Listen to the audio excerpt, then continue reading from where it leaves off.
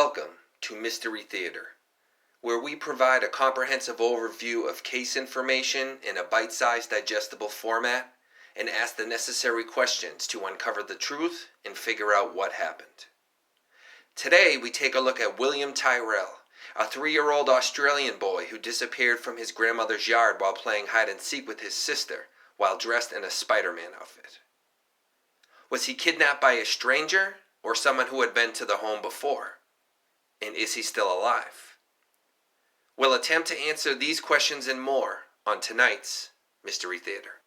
On September 11th, 2014, 3-year-old William Tyrell traveled 4 hours with his foster parents and 5-year-old sister from their house in Sydney, Australia, to the town of Kendal to visit his grandmother. Sometime between 10 and 10:25 a.m. the next day, William was playing hide-and-seek with his sister in the front and backyard while his mother and grandmother were sitting outside watching them. His mother went inside to make a cup of tea and could hear William on the side of the house roaring like a tiger, and then there was silence for about 5 minutes.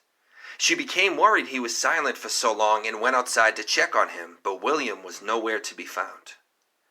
Shortly afterwards, William's father returned home from conducting business in Lakewood and began knocking on neighbors' doors in search of his son, but no one had seen or heard a thing.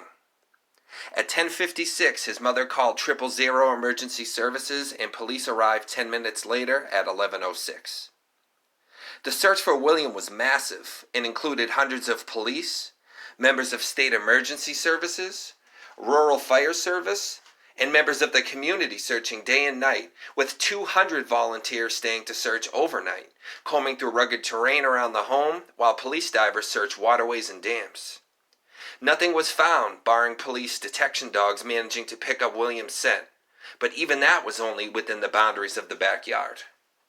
As earlier stated, neighbors hadn't seen or heard William at the time, but several unusual and suspicious vehicles were seen on the dead-end street that morning, chiefly a white station wagon and an older-style gray sedan, which were parked between 2 driveways of the acre lot of land, with their driver's side window down.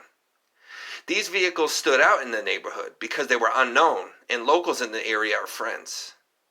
Reportedly, at 9 a.m., about an hour and a half before William's disappearance, a green or gray sedan drove past the home while William and his sister were riding bikes in the driveway and did a U-turn in a neighbor's driveway and left. Another 4-wheel drive vehicle was seen driving out of the street at 10:30 a.m., right about when William disappeared, and was later seen speeding down another street in Kendal.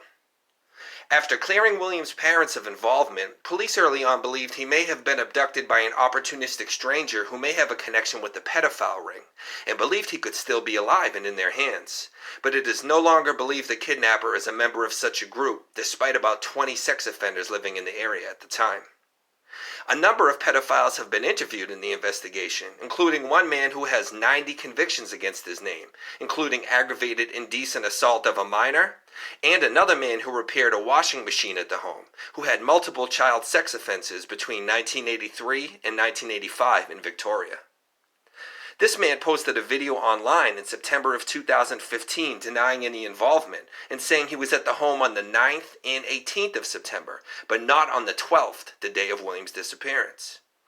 Strike Force Roseanne was established on September 16, 2014 to investigate William's disappearance and consists of 14 detectives and analysts working full-time. The investigation is now the state's largest, and on the 2-year anniversary of William's disappearance, the New South Wales government announced a $1 million reward for information on his whereabouts. The recovery of William has since been added as a condition of the reward. Despite police interviewing more than 1,000 people, there being over 2,800 calls to Crime Stoppers, and over 1,078 suspected sightings, William has not been found, and his case remains open. So what happened to little Spider-Man William Tyrell? Did the sedan that did a U-turn spot him and return to abduct him? Had the man who fixed the washing machine returned to commit the unthinkable? Is the person responsible just a lone wolf sex offender or part of a depraved group? And most importantly, is William Tyrell alive? And if so, where is he today? These are the questions we attempt to answer on Mystery Theater. So please leave your comments on what you think happened to William below.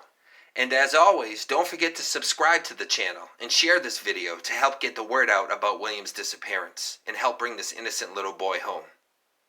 I'll see you next time on Mystery Theater.